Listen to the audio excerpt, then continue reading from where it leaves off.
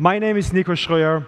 I'm a partner manager in the Play Apps partnerships team in Berlin, Germany, and it's my absolute pleasure to be here with all of you today. Did you guys have fun at the concert last night? Me too. And I have a sore throat to prove it. Hello, everybody. My name is Gina. I'm on the Play Apps partnerships team here in Mountain View. Like Nico, I'm super excited to welcome you here to our session. Tools and tips to boost user engagement and retention. I/O 2017 has been incredibly exciting with a lot of great announcements. We heard that the Android ecosystem has grown tremendously, with the number of developers that have over 1 million monthly installs that have grown 35% in the last year. There are 2 billion monthly active Android devices today, and people have downloaded 82 billion apps from the Play Store. That's amazing, and it's all the hard work that you have put in. So give yourself a round of applause.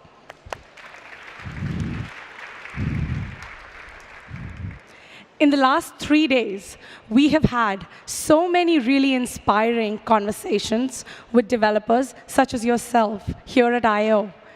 And they have come and told us how they're excited for this session because boosting engagement within their apps is one of the most important topics for them. And we find it exciting indeed. We, of course, completely agree that boosting user engagement is a key topic. If you all quickly recall Sundar's keynote on Wednesday, actually he talked about the reach and also the engagement that our own products are seeing within the first probably 3 minutes of the keynote. But then talking about user engagement today is also very humbling because optimizing for user engagement is a constant challenge for developers. We totally understand that. And I think we can all agree that boosting user engagement is not a tool, it's not a single tip, it's not even a single best practice. It's the combination of a lot of things that have to be done right and have to be constantly optimized in order for it to work. So from our daily work with developers in different regions and with different backgrounds, we know that even for the smartest developers, staying on top of all of these details all the time can be very hard. So that is why in today's sessions, we want to do the following. We're going to give you a holistic overview of proven best practices on how to boost user engagement in apps. And to underline that we're not making this up, we actually have examples from some of the leading developers around the world to share with you and to show that it actually works. So Gina, shall we take a look at what we're going to cover today? Absolutely. So it starts with defining your objective for engagement. Now, if you do not know what exactly you want your users to engage, you would not know what you want to boost. With a clear objective in mind for improving engagement, then it's all about testing which optimization can increase engagement for you. Yeah, and once you defined the optimization and the engagement objective, and you found that feature that performs best, you also want to release it smartly. It's very important to land it with your users. Topic number 4 we're going to look in today is great onboarding. It's a topic that's really, really close to my heart. When it comes to user engagement, it's just such a crucial step in the user's journey. Also crucial are smart and successful content launches to give your users exactly what they're looking for, as well as stimulate greater and long-term engagement. And finally, building an effective communication strategy, specifically around notifications, and that can help drive further user awareness. Wow, that's a lot of things that we're going to be covering today. Yep. So Nico, do you want to kick it off with the first one? Sure, let's go, right? Let's unpack this. So defining your engagement objective really starts with something that sounds very simple, but yet can be very tricky to actually get to. You have to have a clear idea of what's your proposition to users. What is it that makes your business stand out? What makes your app or the service you offer special? Based on that, how is it that you actually want your user to engage with your app? Let's look at some examples. Everybody here knows Airbnb, I guess.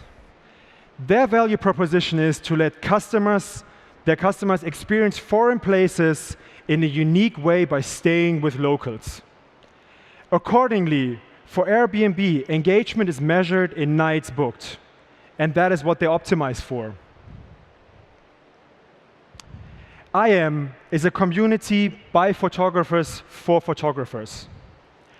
Their engagement objective is to get users to upload photos.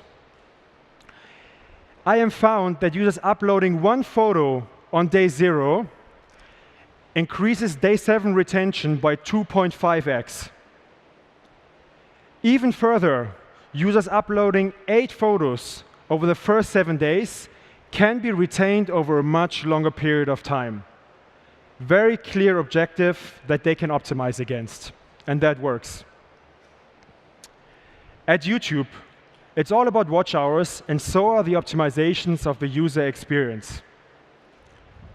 And lastly, OneFootball, an app that provides football fans around the world with live scores and curated football news. They look at different engagement drivers, with the key one being articles read per user. So as you can see from these different examples, the definition of how to drive user engagement or what user engagement means can be quite different. But what all of these examples of these developers have in common, that they individually have a very clear idea of their engagement objective, and thus how to drive engagement with their users. So laying out a clear engagement objective is the basis on which you can optimize the app experience. You can have plenty of ideas, larger, smaller features that you're trying to improve. But how are you going to identify which one actually drives user engagement? You'd have to do multiple experiments and run a lot of tests. Now start with the hypotheses. Develop 2 or more variants and set up a test to run about a minimum period of time so that you can get a statistically significant result. Now, individual factors may vary because of the use cases. So let's take a look at it with an example. OneFootball, a popular football app constantly working towards driving their engagement goal. As Nico mentioned, users reading more articles. With several feature options in mind, they use Firebase Remote Config. And that lets them change app components on the server side. And they are not making any updates to the app itself. They're able to test different variations before they release the best performing option to all their users. Now, in this particular experiment, they had 3 variations. The winning variation saw an increase of 5% in sessions per user, and also saw an increase of 6% in articles that users were reading per user. As a result, that variation was rolled out to all the users.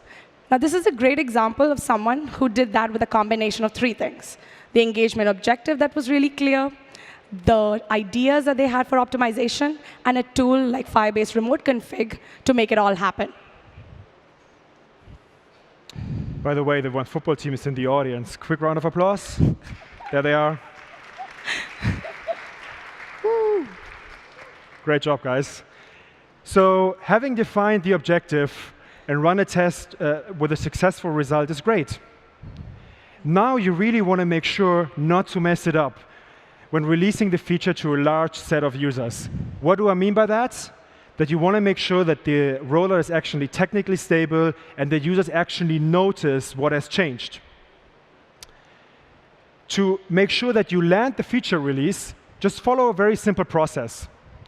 First, ensure that the new build is technically stable. That is just very important. It was mentioned in other talks before, but we see that 50% of one-star reviews on Google Play mention topics complaining about app stability and bugs. So if we that take as a proxy for happy or unhappy users, then those users are pretty unhappy. And it's quite simple. Unhappy users are much harder to engage and retain, right? Secondly, leverage the features you have on the Play console, such as alpha and beta groups, go to soft launch, and then gradually go to full rollout.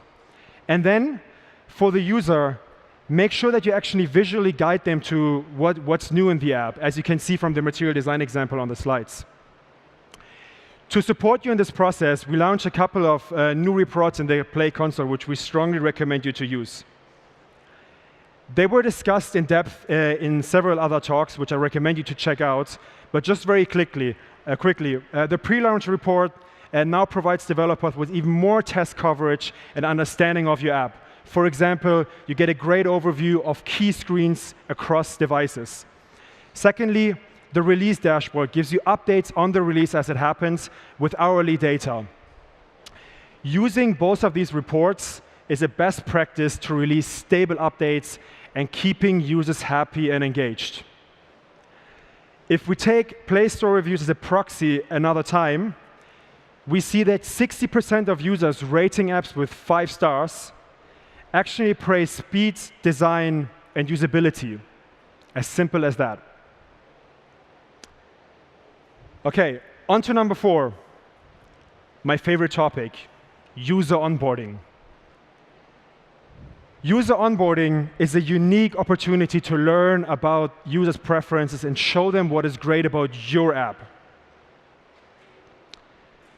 A great example of, So when optimizing for that, keep a couple of things in mind. The onboarding should be fast, seamless, and immersive. Ideally, the onboarding doesn't feel like onboarding. Ideally, it feels like it's a contextual core part of the user experience. A good example, and you see I got really excited about that already, is health and fitness developer Freeletics. So Freeletics gets users really fit through individualized workout plans. About onboarding, the guys from Freeletics actually say they don't onboard users. They directly and progressively immerse them with the experience. So for new users, the immersive product experience really starts with the onboarding flow, where it's all about the results that they want to achieve using Freeletics. Based on the onboarding, users get a customized training plan which engages them as free athletes to use the app several times a week to train and become fitter and healthier. Another really cool example is OneFootball. OneFootball's onboarding process is designed to drive engagement through personalization. Any football fans in the audience? Quick show of hands. Soccer fans. There we go. So all of you will know what OneFootball's research confirms. Real football fans mostly care about their one team. So the onboarding experience of OneFootball's app is really optimized for that. So after downloading the app, you select which one is your favorite team. I really like Arsenal London, so I selected them. On the second screen already, it's Arsenal themed, as you can see by the red color. As a user, I can now pick which of Arsenal's competition I want to follow. Once I've done that, in my case, I probably selected all of them. Once I've done that, I'm done. Now my home screen, which is what you see now, really centers about what's most important to me. It's the latest results of Arsenal. In this case, they were going to play Manchester United a couple of weeks back. Further, my news stream now really centers around Arsenal-specific news. And actually, so do the push notifications. So thanks to a fast, very simple, and immersive onboarding experience, the OneFootball experience is much more personalized, relevant, and engaging to their users. And while it's not a must, a lot of the advantages of great onboarding actually come with offering users login functionality. For example, if you really work cross-screen, you want to save users' preferences, login is a super useful thing to have for your users. But we know that building account infrastructure can be complex and challenging. So luckily, Google has two really great solutions for that. Let's look at number one. Google Sign-in lets users access your app with their Google login.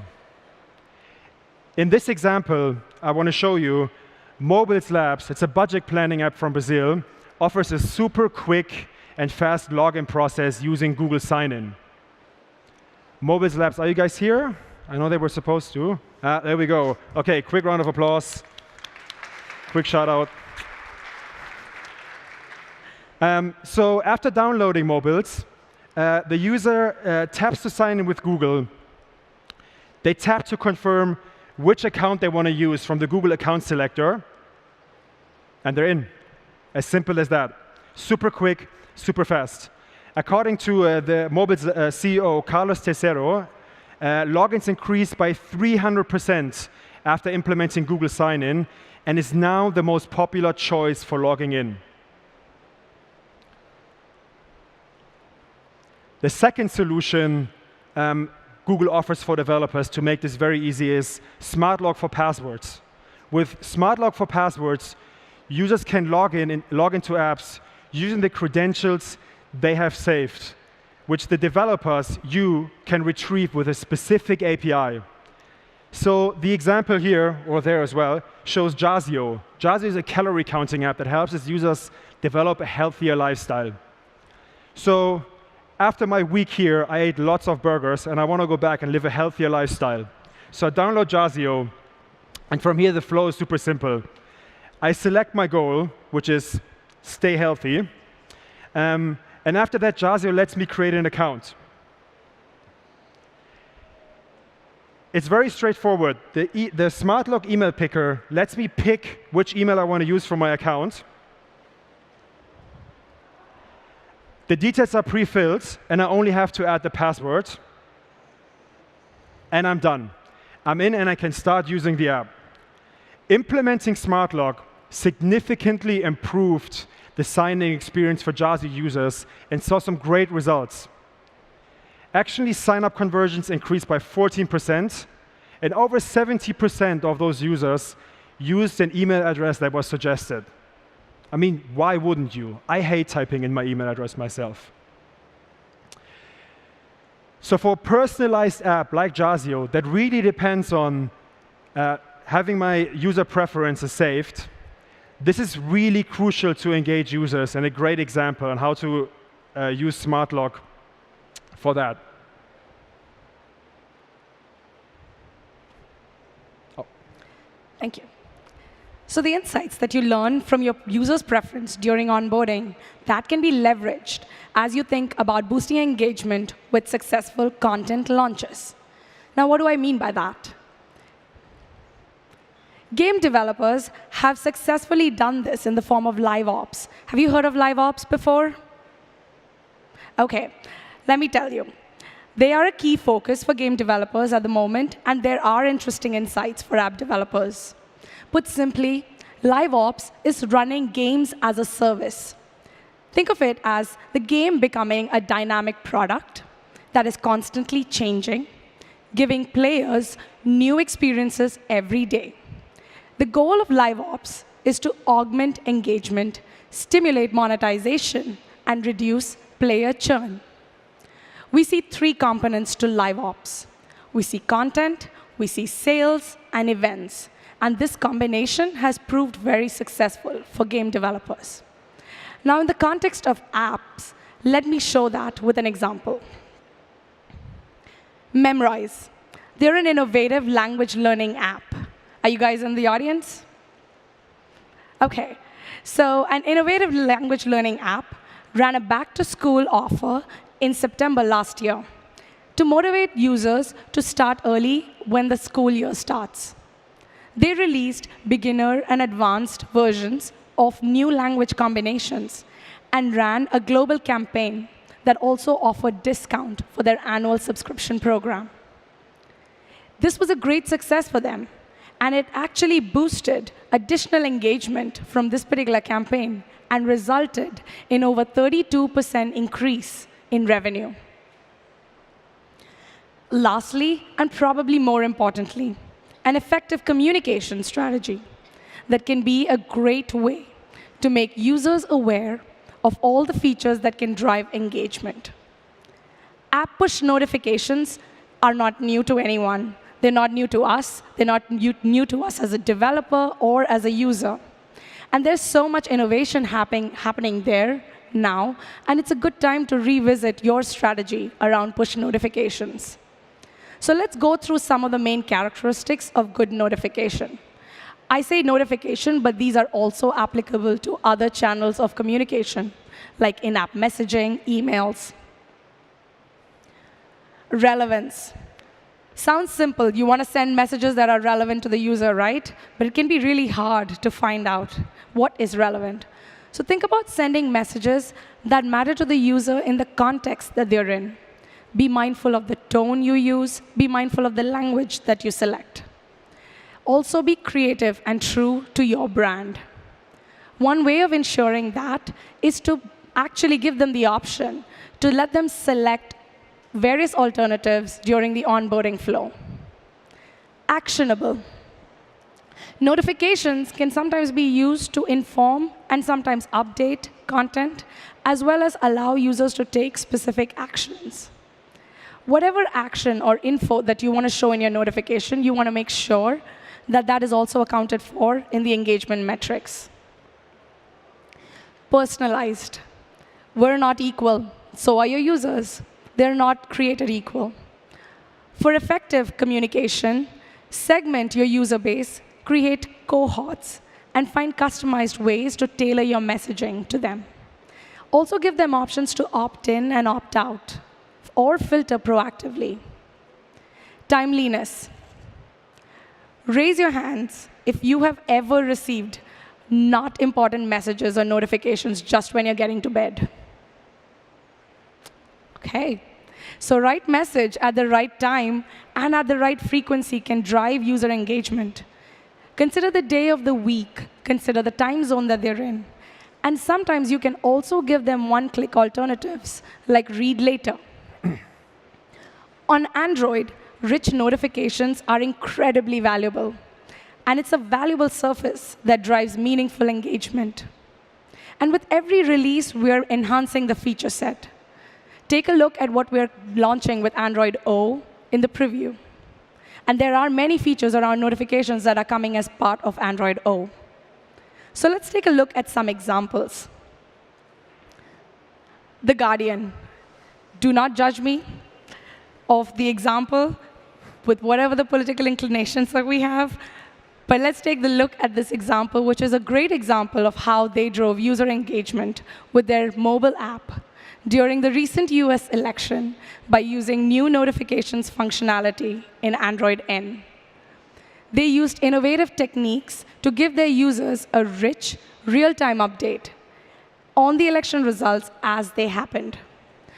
As you can see, the notifications are super creative. They used avatars.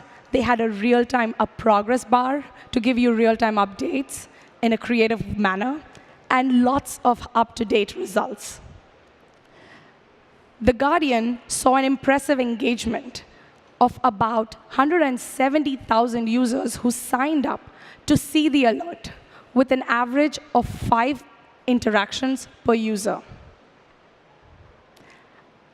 Another important characteristic, as I mentioned before, is when notifications are actionable whenever possible.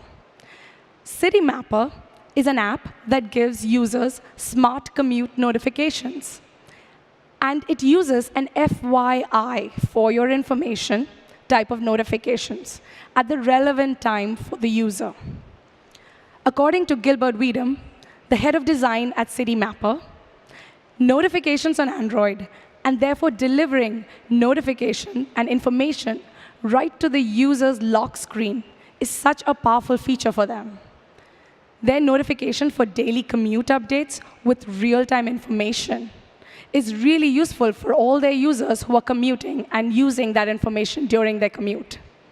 And it's a great way to update their users on any changes that take place and drive daily re-engagement to the app. I want to share another example of creating relevance by combining innovative technologies. And I'm going to highlight StoreCard, who enables you to manage loyalty cards on your phone. They use the Awareness API to notify you when you're near a chain store with loyalty points that you are tracking. Now, what is Awareness API? The Awareness API unifies 7 location and contextual signals into a single API, enabling you to create powerful, context-based experiences for your user with minimal impact on system resources. So now you can combine potentially processed context signals in new ways that were not previously available to you, while letting the API manage system resources so that your app doesn't have to. Finally, in terms of tools that you can use to drive effective notifications, I want to highlight Firebase Notifications. This is a free service that enables targeted user notification for mobile app developers. It is based on Firebase Cloud messaging and provides an option if you need a flexible notification system that requires little effort to get started. They integrate very closely with Firebase Analytics. So now you can target notifications by customizing audiences. Now with notifications targeted to user segments, you can contact exactly the right user at the right time with updates on available upgrades, features that you're launching, or any other news that you want them to know. And this works across Android, iOS, and web. Great, so here we go. 6 key areas for you to optimize your app in to boost user engagement. Start with clearly defining your objective. Test your features, and then, if you have a winner, release it smartly. Leverage the opportunity that onboarding provides. It's really a key moment in the user journey where you can learn about users' preferences. And then strategically launch content. And most importantly, follow all of the superb tips about effective notifications Gina just provided. So that is a good list of things to get right and constantly improve. Yet, we want to recommend you another area to optimize engagement in your app: behavioral insights. It is a super hot topic, like super hot. Our expert, Jenny Fisher, put over 1 year of research into it and covered this in a dedicated talk early this morning. So if you didn't get the chance to check it out yet, we recommend you to follow the link on the slides, and then we're probably going to put it in the video description as well, to learn all about how to leverage behavioral insights to boost user engagement and retention.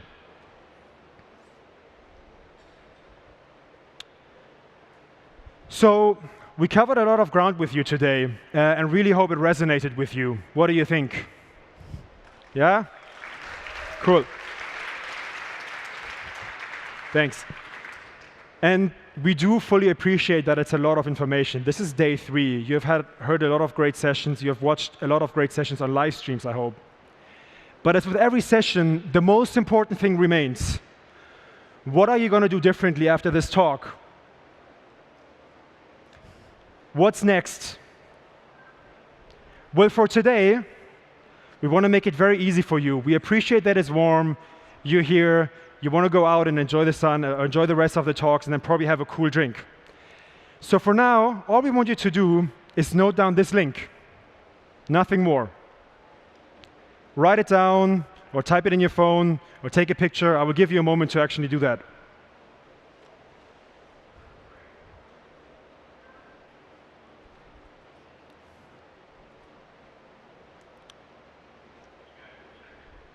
Cool. Then you can go and enjoy the rest of I/O. But on Monday, or even if it's Sunday, when you go back to work, go to the link. What you will find is our app engagement checklist to download. It reminds you of all the areas you can optimize to boost user engagement, and actually provides a set of questions you can use, you can ask yourself or you can ask your team to identify the area and where your app engagement has more room for improvement. So download this and use it, go through the questions, and then start optimizing with the tips you learned today. And of course, everything you learned across the last couple of days. And capture the full opportunity Google Play offers to you as a developer. And with that, thank you. Thank you very much.